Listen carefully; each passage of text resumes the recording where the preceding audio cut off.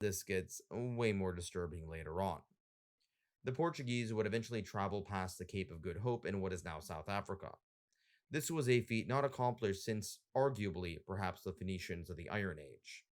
Societies in southern Africa were less complex than those in West Africa, but the Portuguese would move forward and set stage for the colonization of what are now Angola and Mozambique. The Portuguese were also quite adamant to convert the populations to Catholicism, which would play a role in Christianizing sub Saharan Africa. However, they would be less successful in the next pit stop, India.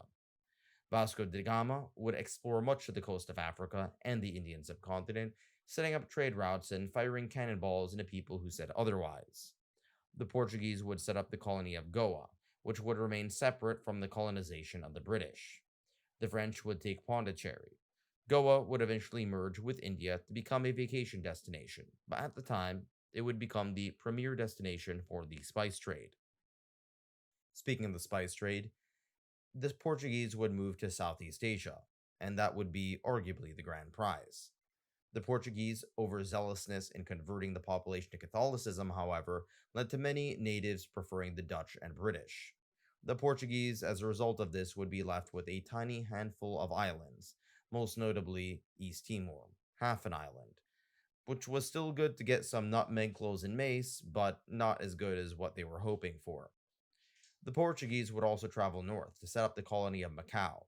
The British would also take up nearby Hong Kong during the Opium Wars.